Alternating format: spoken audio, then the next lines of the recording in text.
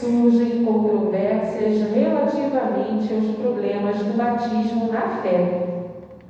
O sacerdócio criou para isso cerimoniais e sacramentos. Há batismos de recém-natos na Igreja Romana. Em outros centros evangélicos, há batismo de pessoas adultas. No entanto, o crente poderia analisar devidamente o assunto, extraindo melhores ilações com a ascendência da lógica. A renovação espiritual não se verificará tão só com o fato de se aplicar mais água ou menos água, ou com a circunstância de processar-se a solenidade exterior nessa ou naquela idade física do candidato. Determinadas cerimônias materiais, nesse sentido, eram compreensíveis nas épocas recuadas em que foram empregadas. Sabemos que o curso primário na instrução infantil necessita de colaboração de figuras para que a memória da criança atravesse os umbrais do conhecimento. O Evangelho, porém, nas suas luzes ocultas, faz imensa claridade sobre a questão do batismo. E os que ouviram foram batizados em nome de Jesus. Aí reside a sublime verdade.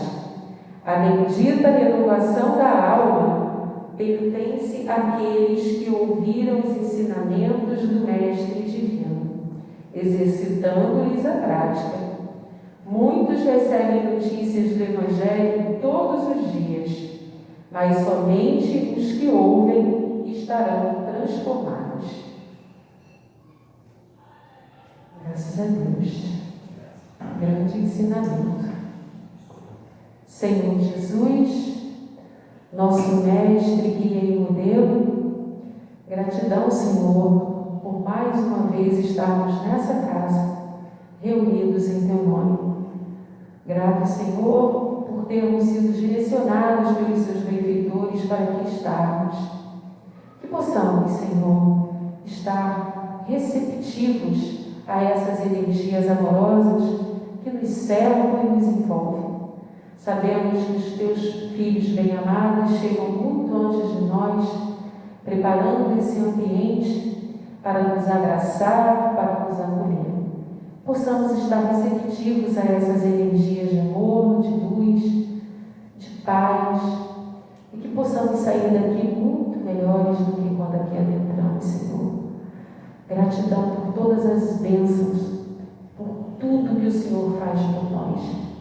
Te rogamos por todos os nossos irmãos, encarnados e desencarnados. Te rogamos por todos os irmãos que constam no nosso caderno, estejam eles no plano material ou espiritual, pois o Senhor sabe do que cada um necessita. Te rogamos por todos os irmãos aqui presentes, também nos dois planos, e por todos aqueles que aqui não puderam estar.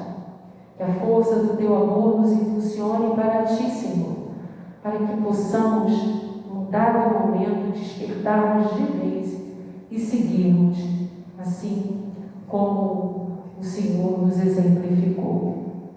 Te rogamos pelo nosso irmão Severino, que fará uso da palavra, trazendo o fruto dos seus estudos, que, inspirado pelos benfeitores desta casa, deles que o acompanham, ele possa nos conduzir a grandes reflexões e que possamos Te buscar cada vez mais através dos ensinamentos que nos serão trazidos e ministrados.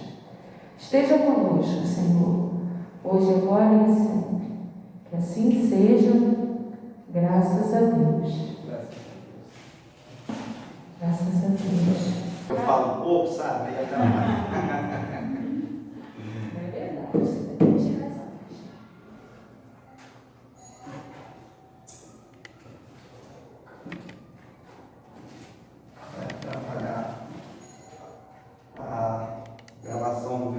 Mas eu esqueci, tá?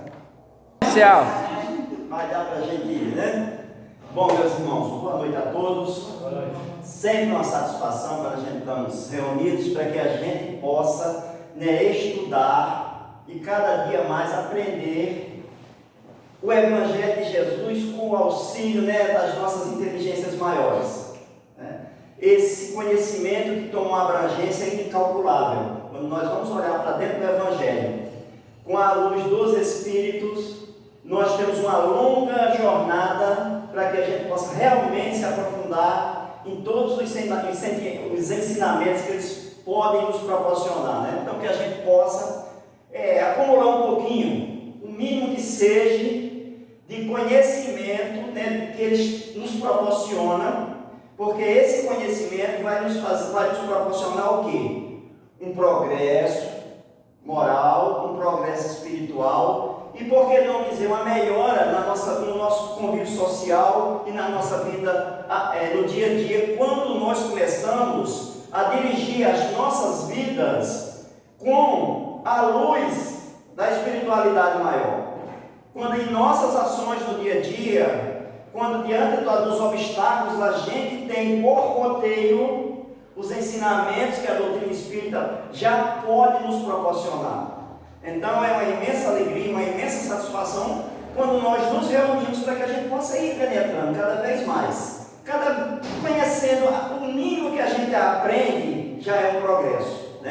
Esperamos que os benfeitores aqui presentes possam estar junto a cada um de nós, serenando os nossos corações, inspirando aqui a mim, que vou tentar trazer a mensagem da noite, que eu possa me tornar apenas o porta-voz deles.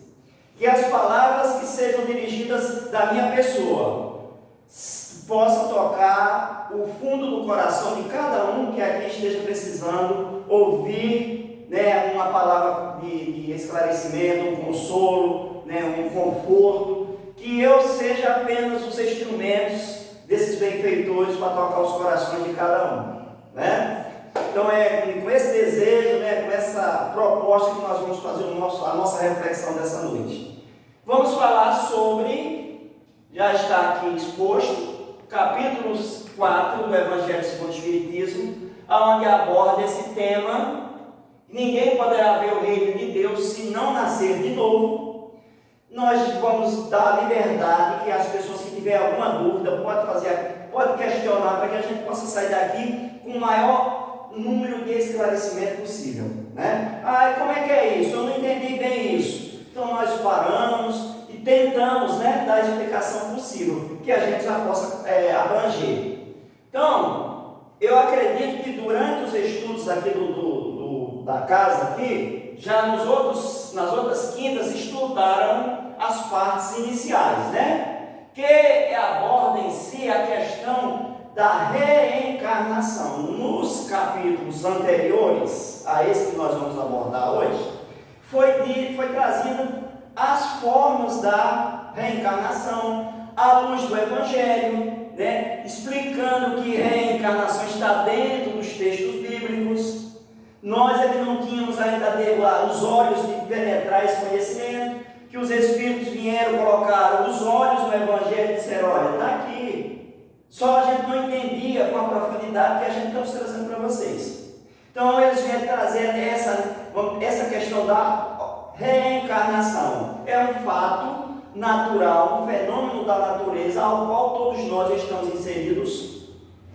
Já passamos por essas experiências de berço e túmulo, túmulo e berço, incontáveis vezes, mesmo muitas das vezes a gente não admitindo ainda, mesmo muitas das vezes a gente questionando, ou até mesmo condenando, mas isso aqui nós já aprendemos, é uma lei da natureza. Tudo morre para progredir.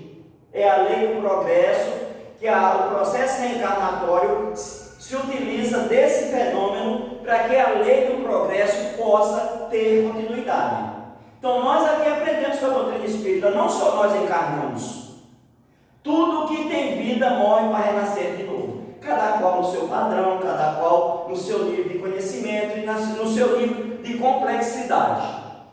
Quanto mais a gente avança, quanto mais a gente evolui, mais nós vamos tendo ciência disso, né? Isso não é uma lei que foi instituída pelo Espiritismo ou pela doutrina espírita. Apenas eles nos deram a oportunidade para que a gente pudesse conhecer, entender, porque isso é um fenômeno que nós estamos habituados com eles. Eu costumo muitas das vezes fazer comparações, principalmente quando eu vou falar de corpo espiritual, que a gente diz, mas eu não sabia ou eu não sei, mas acontece mesmo sem a nossa consciência, sem o nosso entendimento. Para a gente lembrar, eu vou fazer um parâmetro. Por exemplo, os nossos animais, nós falamos de corpo espiritual, nós conhecemos, até que vai ter um textozinho que nós vamos falar hoje. Mas os espíritos, os animais, eles têm corpos que têm as mesmas funções nossas, mas eles nem imaginam que têm.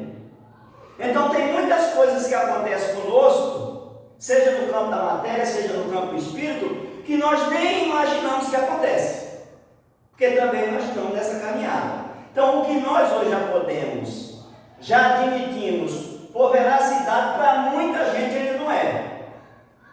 Mas que a gente temos que ter a devida paciência, a devida tolerância, para que a gente possa conviver com isso com naturalidade, aguardando o tempo de cada um, né?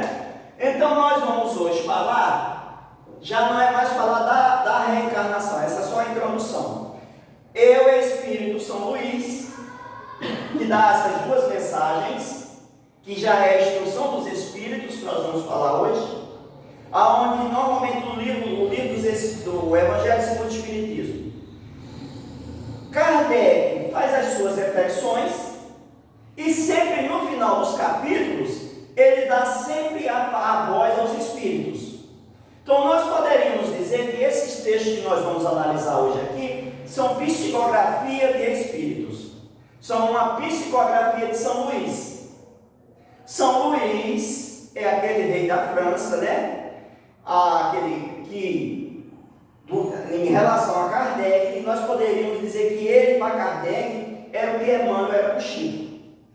Era o protetor espiritual, ou o mentor espiritual de Allan Kardec, quando ele estava no trabalho da instituição da doutrina espírita, da codificação da doutrina espírita. Era São Luís que gerenciava no mundo espiritual todo o processo da codificação. Então, uma semelhança, ele, São Luís para Kardec, era o que Emmanuel era para o Chico. Então nós vamos ver, aqui ele já vai afirmar que nós já encarnamos. Já não vai mais nos convencer. Aqui ele já está dizendo, quais os limites da encarnação. Então vamos ver o que São Luís nos vem abordando. Está no item 24 e Kardec pergunta, né, a São Luís. Isso é uma questão ao qual Kardec aborda São Luís. Quais são os limites da reencarnação? E ele responde, a reencarnação não tem limites traçados. Então a questão, o número de reencarnações que nós temos é indefinidas. E que nós vamos ver que essa indefinição está relacionada a nós. No final do nosso estudo, nós vamos ver que nós poderemos ir diminuindo esse número de reencarnações de conformidade com o nosso aperfeiçoamento. Porque quando nós muitas das vezes falamos em encarnação ou reencarnação, quando as pessoas que não têm o devido esclarecimento e que em muitas ocasiões procuram um meio de questionar, ela começa a questionar dizendo, vocês acreditam que vocês retornem animais? Ponto que nós já sabemos que isso é impossível. Outra diz, não está vendo que nós vamos ficar nascendo e morrendo pela eternidade? Nós não vamos ficar nascendo e morrendo pela eternidade. Principalmente em mundos igual aos nossos. Aqui nós estamos aqui, nascendo num mundo idêntico a esse, porque as condições morais e espirituais nossas, a escola que é permitida a gente a evoluir é essa.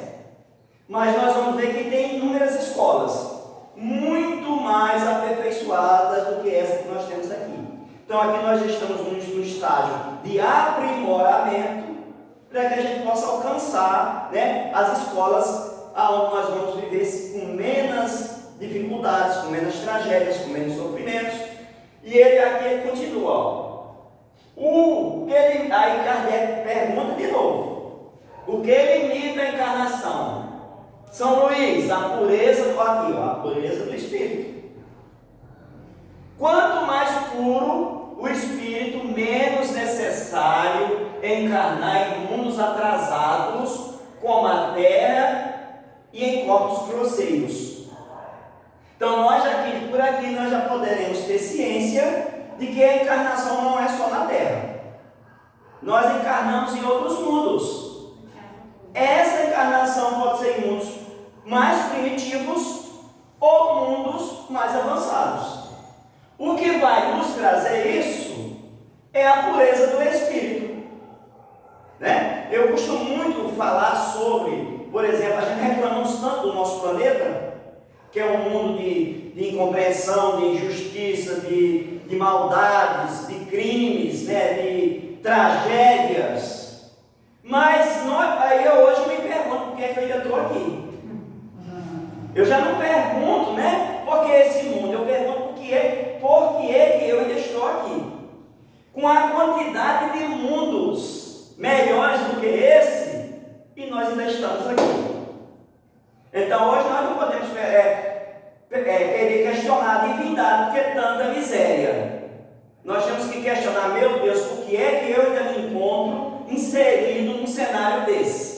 De ignorância, de intolerância, né? De orgulho, de egoísmo, de tudo que a gente aqui tem em decadência na nossa sociedade ou as nossas relações. Por que é que nós estamos aqui? Essa é a pergunta que nós temos que fazer, né? Então, o que torna o espírito impuro e obrigado a encarnar em mundos atrasados, como a terra e em corpos grosseiros? O que é que proporciona isso? Isso que eu acabei de falar aqui. Orgulho, vaidade, intolerância, violência, egoísmo, individualismo, arrogância. É isso que faz com que maldade, julgar. Nós gostamos muito de julgar os outros, né? A gente não olhamos para dentro de nós, porque muitas das vezes a gente julga o defeito do nosso companheiro. Nós não temos aquele, mas nós temos outras vezes, nos complica mais do que o que ele tem.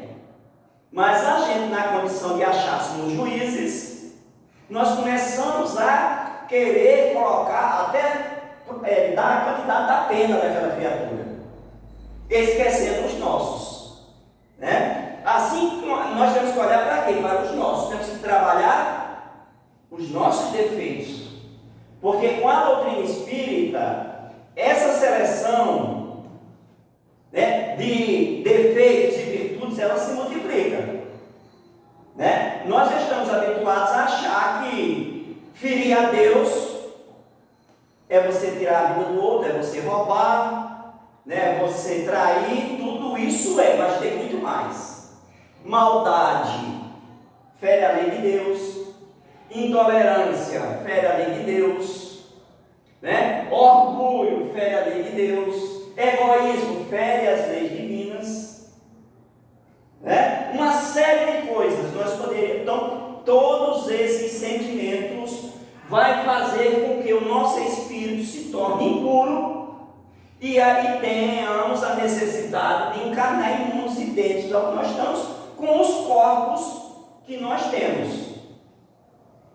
É bem verdade que a espiritualidade vai nos dizer que a gente tem que dar graças a Deus todo dia quando a gente acordar, por a gente já estar no estágio de ter um corpo humano igual a gente. Porque para trás ainda tem muitos que ainda não alcançaram o nosso estágio, né? Mas isso não quer dizer que nós temos que dizer: não, já cheguei no ponto máximo. Nós estamos numa caminhada, né? Mas já estamos bem mais próximo do que outros que estão iniciando a jornada, né? Então a gente vai entendendo o que é que nos leva, o que é que leva o espírito à pureza. e não necessitar encarnar em mundos atrasados e em corpos grosseiros. Serenidade, paciência, tolerância, caridade, solidariedade, fraternidade, perdão. Isso vai fazendo a purificação do nosso espírito. E quando nós adquirirmos esses sentimentos, aí sim nós podemos viver em sociedades que lá, nessas sociedades, todos eles já agem dessa forma. Todas essas sociedades melhores do que as nossas, eles já têm esses sentimentos apurados. É o exercício diário deles, é esses sentimentos. Então, quando eu conseguir colocar em prática esses sentimentos, aí eu não vou mais encarnar no mundo que a gente está reclamando hoje. Né? Então, para a gente ver o que é que se dá a purificação do nosso espírito. E São Luís continua, né? Na mesma mensagem, trazendo a questão de encarnar em outros mundos, por exemplo. As condições das encarnações em outros mundos. Quando ele afirma aqui, em certos mundos mais avançados que a Terra, os corpos em que os espíritos encarnam são menos compactos, menos pesados e menos grosseiros, e por consequência menos sujeitos às vicissitudes. Em um grau mais elevado é diafane e quase fluídico. De grau em grau vai se desmaterializando e acaba por se confundir com o perispírito, de acordo com o mundo em que é levado a viver. O espírito recebe o envoltório ou o corpo apropriado à natureza desses mundos. Então, por exemplo, as vicissitudes nossas, que estão relacionadas com doenças, até as nossas doenças do campo físico, por exemplo, a nossa pandemia de hoje, isso são tragédias ou dificuldades para esse mundo. Nesses mundos onde os corpos já são mais rarefeitos, nós não vamos ter que conviver se degladiando com enfermidades, com pandemias, com moléstias. Então, só que, como nós já aqui vimos atrás, qual é a receita? Para que a gente possa estar com esses corpos, com a nossa intolerância de hoje, com a nossa vaidade. Não, eu nasci assim, serei assim, ninguém me muda, né? Aí, aqui nós aprendemos que nós temos a necessidade da mudança. A doutrina espírita vem nos pedir para que a gente possa caminhar, não estacione. Nós ainda não estamos prontos. Nós estamos nessa jornada de aprimoramento, né? Muitos de nós acreditamos que nós já estamos prontos, mesmo carregando, todas as nossas deficiências que estão enquadradas no mundo que nós vivemos, né? Então, nós já vimos aqui que quanto mais a gente avança nos mundos melhores que a gente vai encarnando, até as dificuldades no campo físico, de doenças e enfermidades, elas vão se extinguindo. E sem contar que as relações lá serão sadias. Nesses mundos aqui, as pessoas já convivem, já se relacionam como verdadeiros irmãos. Aonde a dificuldade de um é a dificuldade do outro. Se tem algum desequilibrado lá, os mais equilibrados trabalham para o equilíbrio dele. Lá ninguém vai, se alguém cair, se alguém errar, não vai dizer assim, mata, ele tem que ter pena de morte. Lá não existe isso. Só aqui. Então lá, se alguém desvia, tem uns que já não desvia mais, mas nós ainda não vamos para os que a gente não desvia. Vai ter uns que ainda têm tendência de quedas. Mas essas quedas serão acolhidas com delicadeza, com carinho, para que possa direcionar ele para o caminho correto. Bem, quase igual a nós aqui na Terra. Pode falar aqui. Mas de vez em quando é permitido que seres desses mundos, né, superiores, reencarnem aqui na Perfeito. Terra, né, para poder passar o ensinamento. Sem dúvida, tem vários, em todos os nossos campos de entendimento, em todos os nossos campos evolutivos, na ciência, na medicina, na religião, nas áreas sociais, encarna essas criaturas que já estão num degrau maior para que eles possam vir trazendo os conhecimentos para nós. Né? O Chico, né? O próprio Chico é um deles, né? Dentro do nosso círculo religioso. Mas todas as invenções científicas também são espíritos capacitados que já têm uma inteligência lá, já dominam aquilo e aqui vem.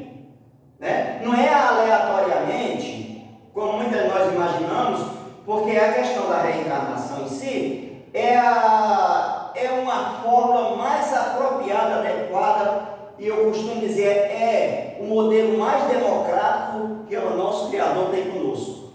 Porque o inteligente de hoje, nós também chegaremos lá. Aí nós poderíamos entrar no campo de que tem muito inteligente aqui, que tem a inteligência, mas ele não tem o cunho moral, então ele vem aqui com a inteligência em estado latente e vem trabalhar a moralidade. Tudo, olha, com a reencarnação nós abrimos o nosso campo para a gente olhar para os outros como iguais, independente de, né? Uma pessoa que hoje nós dizemos, poxa, essa pessoa é muito, ela não consegue se destacar na área intelectual, mas às vezes ele é um tremendo intelectual, ele só está privado da intelectualidade porque ele tem que purificar outro campo dele. Né? Então, os processos da multiplicidade das nossas existências nos igualam. Nós vemos hoje, muitos de nós, com as nossas dificuldades intelectuais, morais, né, e até no campo físico da matéria, mas é um estágio. Então não dá para a gente ficar magoado com Deus, porque deu mais para o outro, porque deu para mim. Né? A minha vez vai chegar, hoje já chegou. Né? São experiências que nós vamos tendo aqui, que tem uma finalidade. Toda uma das nossas encarnações aqui tem uma finalidade.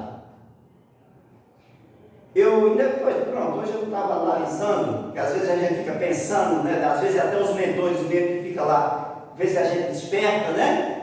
Pois, por exemplo, a questão da gente ver as pessoas, os deficientes físicos. Às vezes pessoas que nos dá dó, nos dá pena. Mas nós sabemos que, dependendo, nós não sabemos.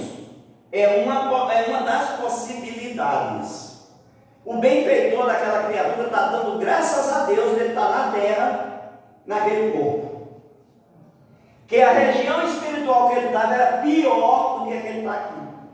Mesmo ele num corpo, num farrapo humano, as condições ao qual ele estava era pior do que essa.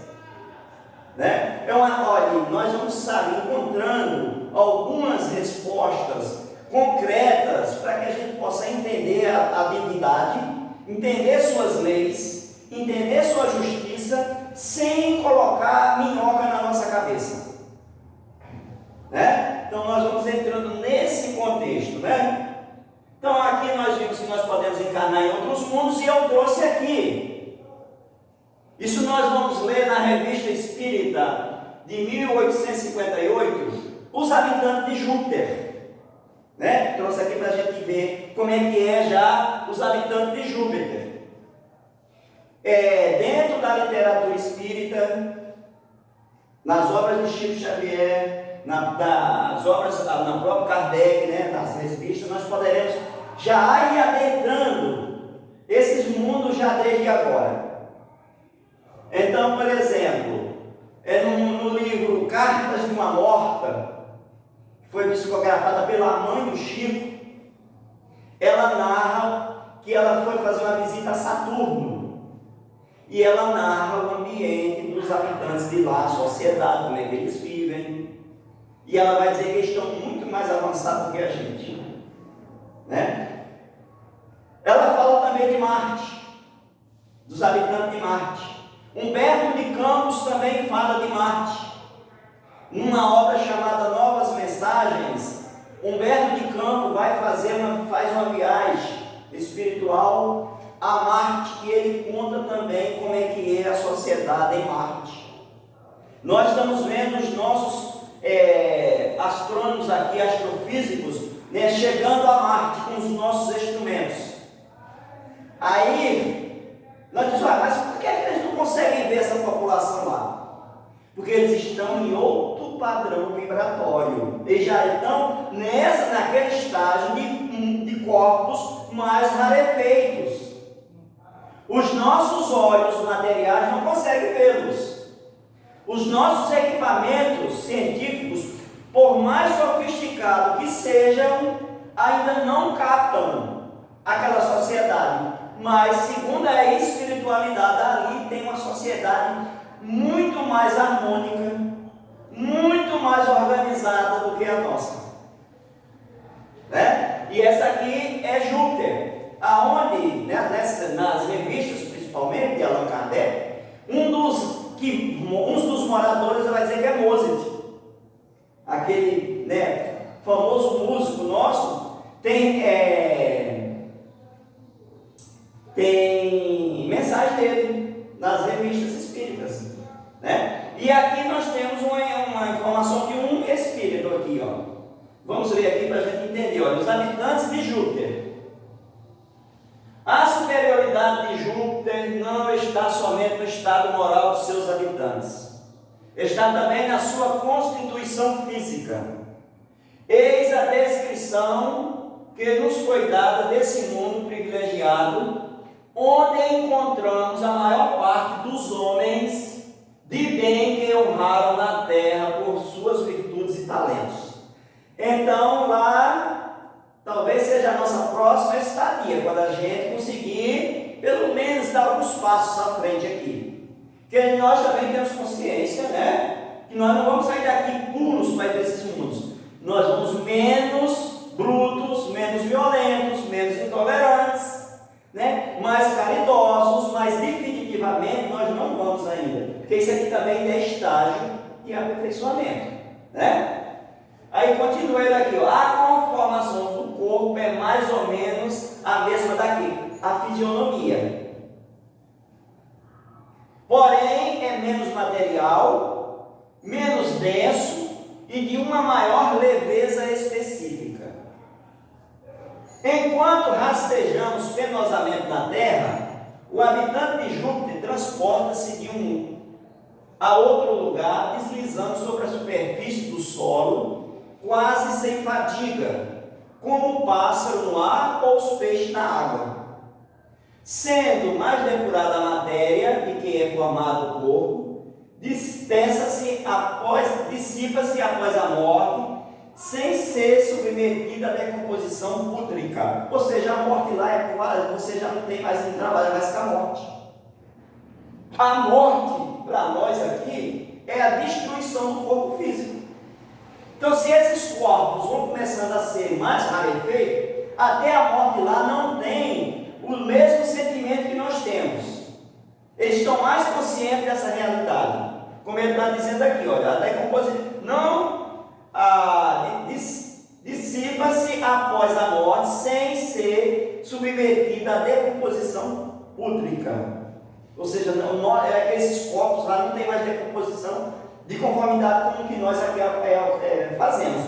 Quando nós desencarnamos, nós temos que ser sepultados ou cremados, né? Devido ao que vai acontecer com os nossos corpos.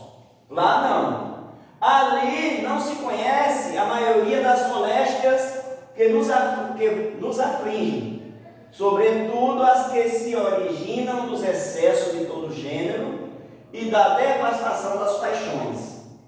A alimentação está em relação com essa organização etérea. Não seria suficientemente substancial para os nossos estômagos grosseiros. Então, se eu me alimentasse com aquilo, eu ia ficar com a mesma fome, né? Se a gente chegasse, se tivesse um hortifruti, né? Que a gente liga e traz a comida, né? Aqui nós já temos. Se ligar para Júpiter, chegar uma comida aqui, nós vamos se fosse possível, eu estou fazendo uma analogia, né? Nós íamos nos alimentar e ia continuar com fome. Assim como, olha, sendo a nossa por demais pesada para eles, não serve para eles a nossa comida. Compõe-se de frutos e plantas de alguma sorte, aliás, a maior parte eles aurem do meio ambiente, cujas emanações nutritivas aspiram. Ele se alimenta pelo ar. Essa é uma questão que ainda deixa a gente dar muita interrogação até no meio espírita, dependendo do lugar que a gente for falar, questão de alimentação dos espíritos. Alguém pode dizer que a gente está perdendo a memória definitiva, mas em todo o alimento nosso é em torno de 70% é da atmosfera. Exato. E a gente só não tem os 100% por causa que a gente não consegue reter o nitrogênio. Perfeito. A gente respira nitrogênio, mas o organismo não consegue reter. A gente precisa dos outros alimentos que conseguem reter. Sem dúvida. Mas está caminhando para isso. Perfeito. O nitrogênio, E nós precisamos do nitrogênio para a gente sobreviver aqui, esse corpo. Mas o nosso corpo não tem componentes para quebrar as moléculas do Ele não nitrogênio. retém todo o nitrogênio. Quem quebra as moléculas para nós são as plantas. As sementes que qual a gente ingere, aí nós estamos ingerindo nitrogênio que vai fazer bem para o nosso corpo físico. Está no livro Os Missionários de André Luiz, onde ele traz esse trabalho. Nós inalamos mais nitrogênio do que oxigênio. Só que ele entra no nosso sistema e sai sem ter não tem nenhuma repercussão dentro de nós, porque o nosso órgão, o nosso corpo ainda não tem capacidade de quebrar suas moléculas, como ele aqui falou, Mas fora da carne aqui, mesmo nas nossas esferas espirituais, nós necessitamos de alimentação. Quando o espírito é extremamente ainda apegado à matéria, o que é que ele faz? Ele se agrega em alguém para se alimentar com os fluidos dos elementos grosseiros. Isso nos leva, por exemplo, a ter a certeza de que quando a gente coloca determinados despachos, que a gente chama de despacho, oferendas, em qualquer lugar, seja no templo, seja lá na esquina, ali tem seres se autoalimentando com o fluido que dali sai, porque eles são famintos. Quando esses espíritos eles vão crescendo em conhecimento nas esferas espirituais, vão se aperfeiçoando no ambiente, eles começam a inalarem o ar. Também nós temos no livro Nosso Lar, André Luiz falando sobre alimentação. E ele vai dizer que sabe qual é um dos ingredientes desses lugares? São os fluidos do amor.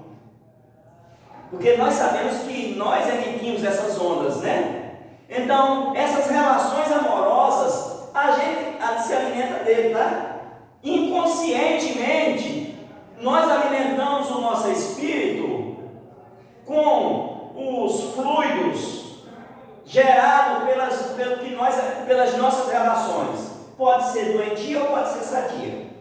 Quando essa relação é uma relação sadia, harmoniosa, carinhosa, amorosa, você se alimenta de alimentos salutares. Mas quando você vive em relações doentias, de ódio, de antipatia, de intriga, de briga, você se alimenta, você se infecta, bem se alimenta com esses fluidos, que esses seriam os alimentos dos espíritos. Mas aqui ele está falando que em Júpiter também já se alimenta por esse processo, nós não vamos avançar, deixa esse papo para quando a gente venha falar de alimentação de espírito, que a gente fala só dele, Aí continua, a duração da vida é proporcionalmente muito maior do que na Terra. A média equivale a cerca de 5 dos nossos séculos, ou seja, uma existência lá é 5 séculos,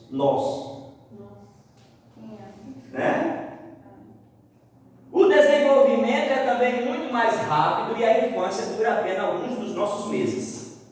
Então, nascer lá, com alguns meses, É da gente se, vamos dizer assim, ficar estarrecido? Não, nós não temos os nossos animais aqui que também, dependendo do animal, ele também já não se desenvolve com esse período aqui.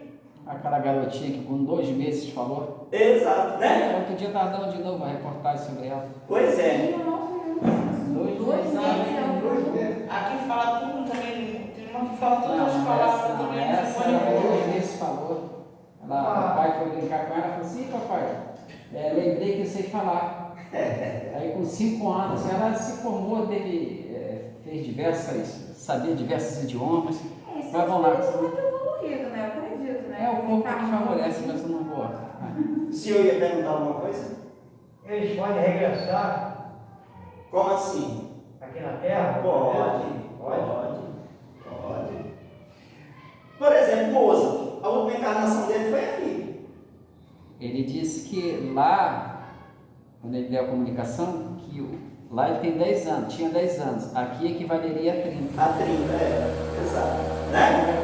Agora, Então nós temos a questão da idade. Nós vemos nos nossos textos bíblicos ela é mais inteligente que que aqueles personagens tradicionais do Antigo Testamento viveram 900 anos.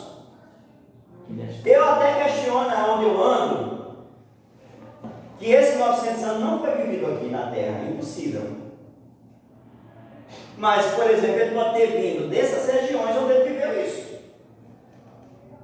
Mas aqui na Terra é impossível um ser humano. Olha, hoje nós, com todos os recursos que nós temos, nós estamos chegando a 120, né? E olha. Imagina naquele tempo que não tinha recurso nenhum. Mas não tinha as doenças, mas sempre teve doenças, sempre teve epidemias. não tinha médico. Basta a gente ver a nossa história, quanto mais tempos anteriores, mais a porcentagem de vida das pessoas aqui era bem menor, né? Então, aqui nós vamos até decifrando aquela relação daqueles patriarcas do Antigo Testamento que viviam com 900 anos, 600 anos, né? Eu sempre, quando eu vou abordar isso, eu digo, ou essa vida não foi aqui, ou o tempo era contado diferente. Não era com os anos que a gente conta, né? Mas para ter o período que a gente tem, independentemente, particularmente, eu acredito que tem alguma coisa para a gente aprender aí, né? Para a gente não dizer que a gente é contra, né? Temos que estudar para saber como é que isso acontecia. Aí ele continua. São Luís continua afirmando agora relacionado ao perispírito, onde ele diz: o próprio perispírito sofre transformações sucessivas e torna-se cada vez mais etéreo, até a depuração completa, que é a base dos puros espíritos. Então, só para a gente entender, eu acho que todo mundo aqui conhece perispírito, né? Mas eu sempre trago essa imagem que ela é muito ilustrativa. Nós somos isso aqui, ó, espírito, perispírito e corpo físico, né? A nossa essência é o espírito. O que pensa, o que ama, o que odeia, o que tem felicidade, o que tem mágoa, essa chama aqui. Isso aqui são instrumentos para ele exteriorizar se ele ama ou se ele odeia, né? Só que ele está dizendo aqui, quando nesses mundos, esse perispírito ele vai se aprimorando. Então nós poderemos dizer, que nós somos o cirurgião plástico do nosso perispírito. E o bisturi para o aperfeiçoamento dele chama-se amor, caridade, paciência, tolerância. Esse é o bisturi. E o cirurgião físico de cada um é nós mesmos. Quanto mais a gente vai trabalhando esses sentimentos, mais esse perispírito ele vai se aprimorando e ele vai ter capacidade de nós nos apresentarmos nos mundos superiores já com o passaporte para encarnar lá.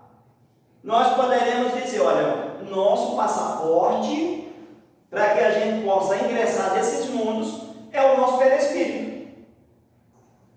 Olha, aqui todos nós que estamos aqui, não tem nenhum, todos nós os benfeitores, eles conhecem o nosso perispírito profundamente, já encarnado. Porque o nosso perispírito, ele é meio de uma onda, né?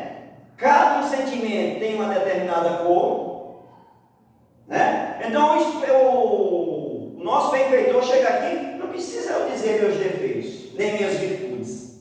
Ele olha para mim, ele diz: olha, o Severino tem muita coisa ainda a melhorar. Ele fala tanto, mas ele tem muita coisa, olha a cor dele, né? Então o aprimoramento pelo Espírito, que vai representar o sentimento que o meu Espírito tem, é que se torna vamos dizer, o passaporte para que a gente possa entrar em mundos melhores. O que é que acontece? Eu trouxe aqui algumas imagens do nosso perispírito. Isso aqui são pessoas, ó, que tiveram um corpo físico aqui na Terra. Esse aqui é o mais famoso, André Luiz, lá sendo tratado, tomando passe, né? Então ali nós temos dois perispíritos, um de um médico, um enfermeiro que está dando passe, no do André Luiz que está enfermo. Nós temos aquele lá do outro lado que também está na obra Nosso Lar. André Luiz vai nos portões de Nosso Lar e encontra aquele espírito naquelas condições que nós estamos vendo ali. Até o título do capítulo de Nosso Lar é vampiro. Eles vão chamar ele de vampiro espiritual. Olha as condições que está lá. Ela é com farrapos, né? Você vê que ela está circundada com a sua áurea, para a gente falar a linguagem, para a gente entender melhor. Cheia de pontinhos negros. E o benfeitor que está junto com o André Luiz, a gente está vendo o André Luiz lá na grade, ó, na imagem. Ele está dizendo, ó, cada pontinho negro dele, sabe qual foi a causa desses pontos negros? Essa cidadã, quando na Terra, ela era profissional de ginecologia e o trabalho dela era para fazer aborto. Então, cada uma mente daquelas crianças, daqueles espíritos que iam renascer, e ela tirou a vida deles, estão lá, é um ponto negro daquele. Eles contam 53, se eu não me engano. Então, eles são a representatividade nossa, né? Aqui embaixo, ó, também está nas obras do André. Isso aqui são esses que nós estamos vendo ali, igual os ovoides. Isso aqui foi pessoas que tiveram um corpo de carne com fisionomia igual nós. Mas de tanto você odiar, de tanto você querer fazer justiça com as próprias mãos, você começa o seu pensamento, começa a vivenciar só naquele círculo, você se transforma nisso aqui. Aqui dentro tem um espírito pulsando. É como se fosse eu até falei um dia desse, alguém aqui já teve a experiência de ver um ovo quando o pito está prestes a se libertar do ovo? Pois aqui tem um espírito que ele está assim, ó, dentro dessa forma aqui. Não deixa de odiar. Que o André Luiz analisa isso aqui. E o mais interessante disso tudo é que essas criaturas foram vítimas. Que a história é contada, está no livro de Libertação, que eles estão apregados, eles estão aprisionados naquele que causou o dano deles, que é uma senhora de escravo. Eles foram escravos na terra. Então, sabe como é que os senhores de escravo faziam? Então ela está lá no mundo espiritual e eles estão, é uma obsessão lá mesmo. Eles estão se alimentando dos fluidos espirituais dela. Mas eles estão assim, ó. André Luiz analisa e vê. E narra que na mente dele só tinha assim, vingança, eu me vingarei. Isso é o que a gente fica, né? O nosso disco fica girando. E eles se transformam nisso aqui. Nós temos aquele outro aqui, ó, que é um aspecto animalesco. Tem pessoas que saem daqui tão desequilibradas que em muitas ocasiões ela passa a se comportar como animais. É o ser humano, mas com aspectos animalescos. Isso não, só para a gente lembrar, não volta como animal. ela vai ter que se reestruturar nesses ambientes, recompor esse corpo espiritual para que ele possa pelo menos voltar à terra. Então, quando nós aqui citamos que muitos que chegam aqui em situações dolorosas, em corpos deformados, muitas das ocasiões uma criatura que está nessa condição é melhor estar aqui assim, né? Então, a literatura espírita, principalmente as obras de André Luiz, vai nos trazer esses ensinamentos, esses esclarecimentos a esse respeito. E ali nós temos o luminoso, o último lar, né? Que também foi um ser que vestiu um corpo físico, mas olha como é que ele está. Nós vamos ver, por exemplo, nas obras, que os espíritos que vêm do alto, em muitas ocasiões, eles vêm em forma de estrelas, né? Quem lê a literatura tem algumas passagens. No nosso lar, por exemplo, na Segunda Guerra Mundial, se a gente vê o nosso lar, nós vamos ver algumas imagens de estrelas descendo para a Terra para vir socorrer aquele pessoal durante a guerra. Eles era como se fosse foco, né? Estrelas que muitas das vezes a eles chegarem naquele ambiente, na esfera espiritual, eles retornam à forma humana. Mas onde eles vivem é forma de estrela. Aquela imagem que deve ter até no Google, quando o Chico estava internado. Sim, também. O repórter botou a câmera voltado lá para o 10º andar, não sei. Perfeito. Voltado para a janela dele, ele viu 2 pontos de luz entrando. Sem dúvida. No quarto do Chico. E o médico, ele estava numa situação bem ruim. Depois que aqueles 2 focos de luz entraram, ele começou a se recuperar. Aí quando foram questionar o Chico falou assim: não, ontem à noite esteve aqui minha mãe e o Emmanuel me visitando.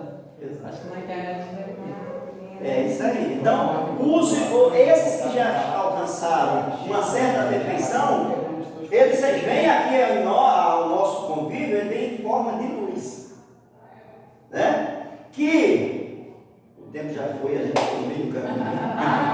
O tempo passa muito rápido, né? 95, pode? Isso explica, por exemplo, os 3 reis magos sendo seguidos pela estrela, né? A gente começa a entender Ligar, né, os pontos, né? Não tem os 3 reis magos que vieram visitar Jesus, né? E uma estrela vinha seguindo eles. Vai falar Baltazar é o pior. Oi? Baltazar é o Belchior, foi ele. Ele é Belchior. Ele é Belchior. Tá bom. Ele continua. Vê se dá para a gente acelerar, para a gente pelo menos ler, né? De cavalo. Os espíritos que encarnam nesses mundos mais avançados ficam presos a eles, não ficam presos a eles. Como nos mundos inferiores, o estado de desapego em que se encontram permite que eles se transportem a todos os lugares onde são chamados para as missões que lhes são confiadas. Se considerarmos a encarnação do ponto de vista material, tal como acontece na Terra, poderemos dizer que ela está limitada aos mundos inferiores. Consequentemente, depende o espírito libertar-se mais ou menos rapidamente da encarnação, trabalhando pela sua depuração. É o que nós estamos falando aqui, né? Nesses mundos eles têm liberdade de transitar no universo. Nós não, nós só podemos ficar aqui. Quando desencarnar é de nosso lado para cá e olhe. Ou senão das regiões, né? A gente é trem e metrô. Devemos também considerar que no estado errante, isto é, no intervalo que separa as existências corporais, a situação do espírito está relacionada à natureza do mundo ao qual está ligado, pelo seu grau de adiantamento. Assim ele é mais ou menos feliz, livre e esclarecido na erraticidade, conforme encontre-se mais ou menos desmaterializado. Então esses mundos, eles têm as esferas espirituais deles. A gente desencarna, a gente vai para onde? Para a esfera espiritual nossa. Aqui, o que nos cerca, o que prevalece são os umbrais. E nós, dentro dos umbrais, nós vamos ter as cidades espirituais, as instituições de socorro, ao qual nós somos acolhidos, né? Então, nós trouxemos aqui, isso aqui é a primeira mensagem, nós só vimos a primeira. Isso aqui é o que acontece conosco. Ao agir desencarnado, período que nós ficamos nas esferas espirituais aguardando retornar. Quem necessita ainda, né? Então nós poderemos estar nessas condições aqui, ó. Isso aí, olha gente, é incontável as condições. Aqui é apenas uma ilustração, né? A gente poderia falar só disso. As condições que acontecem conosco. Muitos ficam lá em casa, muitos ficam vagando por aí como delinquentes. Olha, aqui é uma ilustração, né, da erraticidade nossa, nós espíritos, nós que somos, né? Então aqui, ó, as diferentes meios variam infinito para o espírito. Os aspectos das coisas, as sensações que experimente, as percepções que tinha, o estado de prisão ou de liberdade, de luz ou de treva. Então, o nosso tempo na erraticidade, que erraticidade significa o tempo que a gente fica lá aguardando a próxima, são das mais variadas. Algumas nós estamos nessas condições aqui, né? Aqui a outra encarnação é uma punição, ele vai dizer que não é punição, é uma necessidade do espírito imortal que nós somos. Ele diz aqui, a passagem do espírito pela vida corporal é necessária para que ele possa realizar com a ajuda de uma ação material os desígnios de Deus que ele lhes confiou à execução. Ou seja, nós aqui temos uma missão. Primeiro, nós temos duas finalidades aqui: trabalhar na obra divina. O mais simples ser aqui trabalha na harmonia da obra divina. A abelha tem sua função. O abutre também tem sua função. Uma simples minhoca naquele trabalho dela tem a função dela. E todos nós temos uma, né? Então nós primeiro, nós temos esse ponto, né? Trabalhar na harmonia das leis universais. A segunda, os desígnios com quais Deus me confiou a execução. Isso é necessário para eles mesmos, porquanto a atividade que são obrigados a desempenhar ajudam ao desenvolvimento da inteligência. É através do trabalho, é através do convívio aqui, que nós vamos desenvolvendo a nossa inteligência. Imaginemos os primeiros habitantes da Terra, qual era o nível de inteligência e sabedoria deles, pelo menos intelectual, e os de hoje. Nós poderemos dizer que são os mesmos. Muitos daqueles primitivos que estavam lá somos nós que estamos aqui, com o grau de inteligência e de intelectualidade, e por não dizer um pouquinho melhor em moralidade, né? Mas tem uma estrada a percorrer, né? E a encarnação nossa na Terra tem essa finalidade. Deus, sendo soberanamente justo, deve dotar igualmente todos os seus filhos. É para todos, não tem escolha para a gente estar aqui, não é porque eu quero, né? A gente fica, as pessoas às vezes batendo o pé, dizendo que não encarna. Não, isso não existe, isso é coisa do demônio. É para todo mundo encarnar. Isso é a trajetória que nós já estamos dando aqui, a finalidade. Se nós não encarnássemos, a gente ia ficar eternamente brutos, ignorantes, né? Sem sabedorias. Então nós temos esses dois cumprimentos que a gente tem que fazer aqui, né? Trabalhar na obra e desenvolver a inteligência. E é para todos.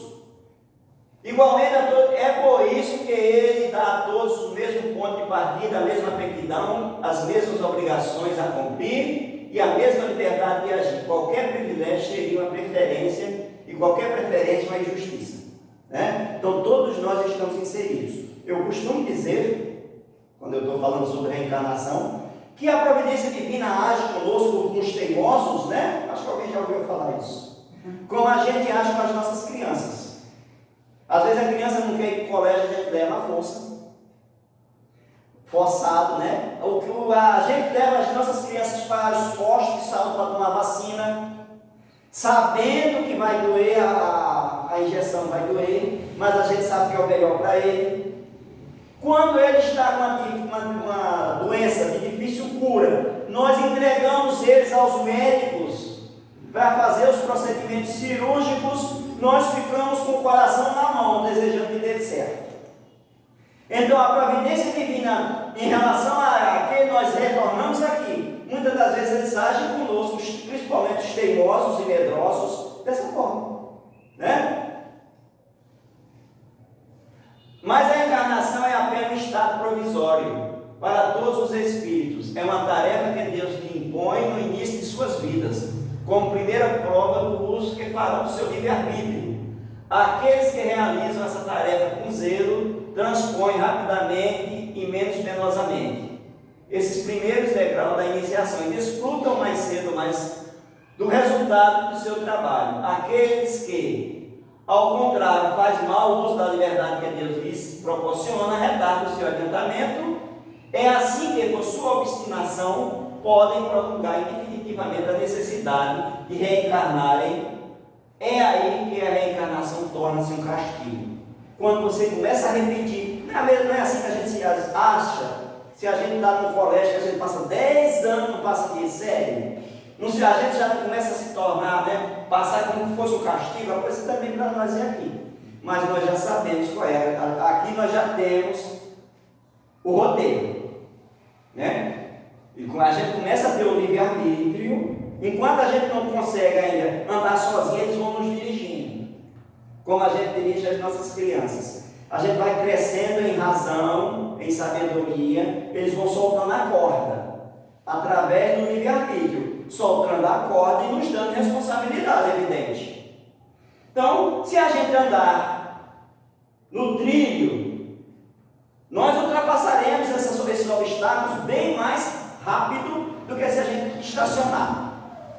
Se nós aqui estivermos, como nós já estamos, há não sei quantas encarnações, se auto-alimentando das coisas prazerosas da terra, que é muito difícil a gente largar as coisas prazerosas da terra. Quais as coisas boas da terra? Quase tudo são contrários a gente avançar, né? Olha, vaidade, orgulho, né? Intolerância, né? O julgar os outros é tão bom, né? Mas que são gozos transitórios e que vai nos aprisionar aqui. Até então, sem a doutrina espírita, nós não tínhamos esse campo de conhecimento, que a gente sabe que tem lugares melhores, que só depende de nós. Então, a maior lição que a doutrina espírita nos traz é essa: nos acordar para essa realidade que nós temos que progredir, gemendo ou chorando, né? Às vezes contrariando a nós mesmos, contrariando as nossas vontades, essas vontades que nos aprisionam aqui, nós temos que contrariá-las, para que a gente possa dar os passos a seguir. A lição que nós temos era essa. Espero que tenha acrescentado algo no nosso currículo, né, de progresso que todos nós aqui estamos. Uma boa noite a todos, que Jesus possa ser o nosso guia e que outras oportunidades teremos para que a gente possa trazer novos ensinamentos sobre essa luminosa doutrina espírita. Uma boa noite a todos.